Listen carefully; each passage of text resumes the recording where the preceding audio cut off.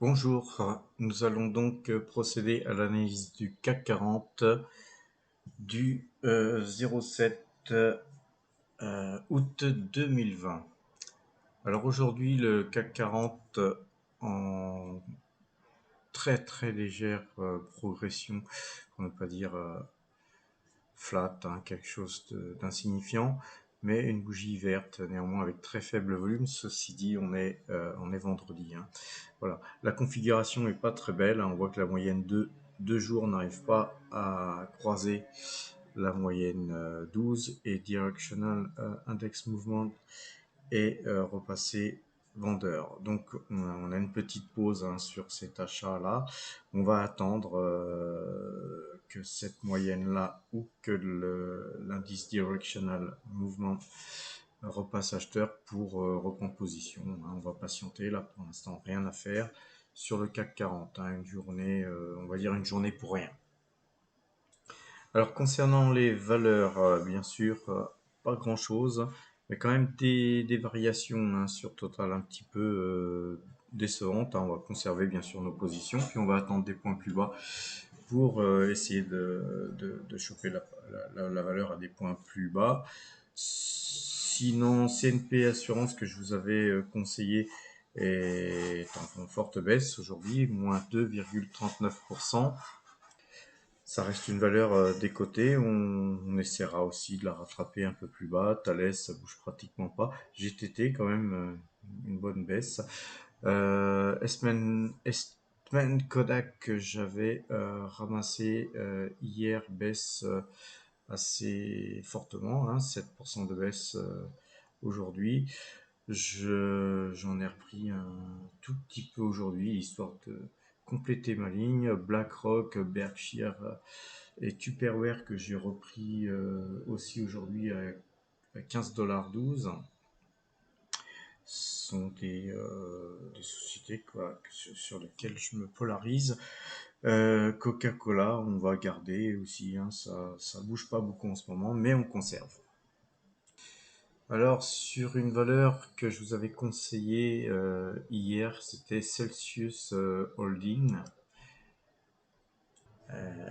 Hier, j'avais pas fait parce que question de liquidité, mais aujourd'hui, j'ai fait une toute petite ligne, vraiment une très petite ligne sur Celsius à 21,87 $. Là, on est à 22,09 $. Encore une belle bougie, là, c'est vraiment trop haut. Donc, quand on regarde aussi voilà, les volumes sont assez importants par rapport à ce qui s'est passé le mois dernier. Très belle valeur pour ceux qui n'ont pas suivi ma vidéo d'hier. Regardez-la puisque j'en parle.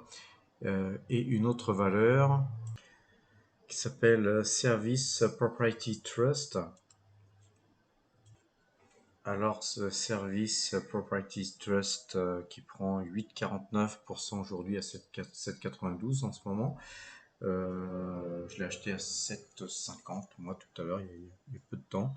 C'est une très belle valeur qui a beaucoup souffert là, durant le Covid, puisqu'on voit que c'est une valeur qui était sur les 26 peu avant le Covid, et elle était descendue à 4 € et quelques. Je sais plus à combien j'ai dû la ramasser sur il me semble que c'était sur ces eaux-là, sur 5 $, quelque chose comme ça. 5 $, et j'ai dû la revendre sur 10-11 $, je me rappelle plus. J'ai fait un bon trade là-dessus, un bon trade, x2 quand même.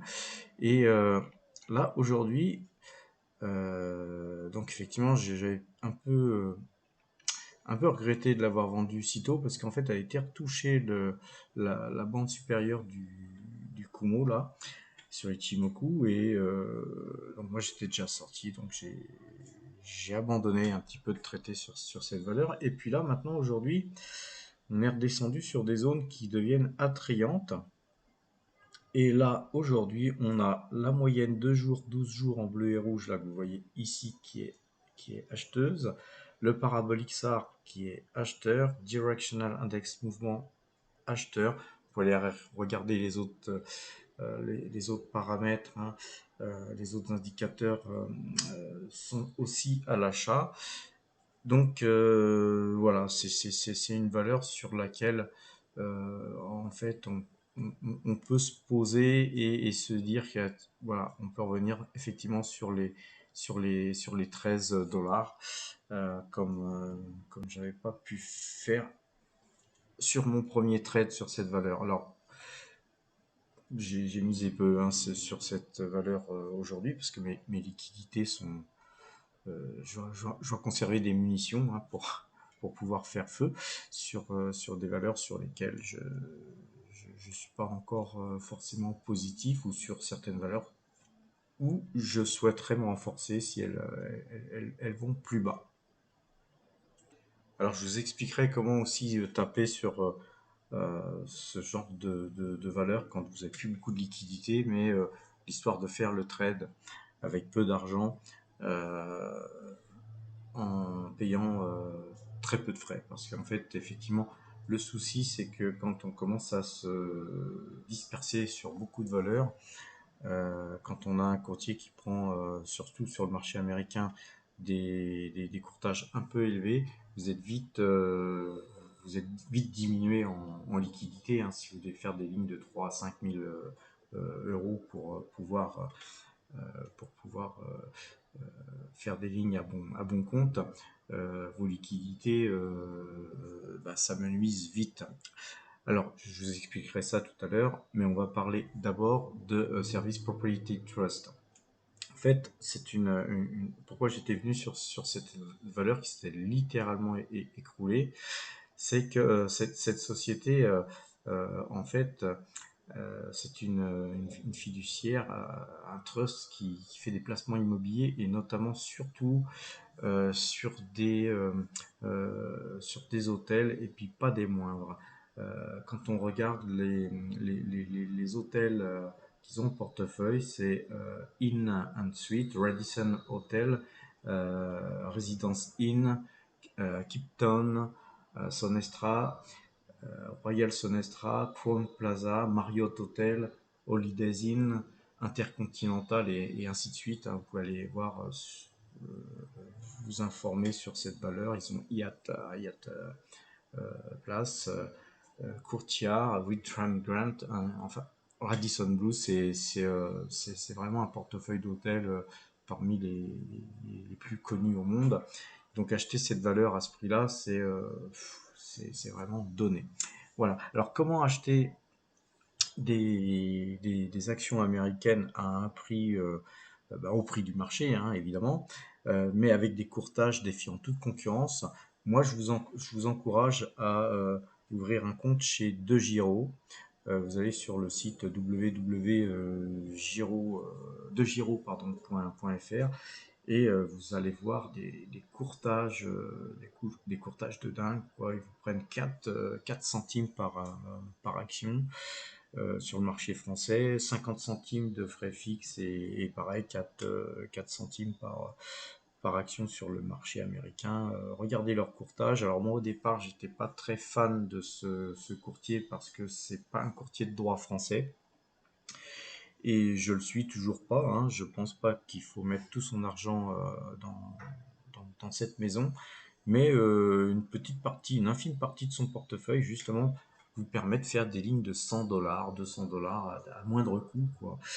Donc voilà, ça vous permet de faire du Service Propriety Trust quand vous n'avez plus trop de liquidité ou du Celsius Holding ou du Tupperware avec 100 dollars par-ci, 100 dollars par-là.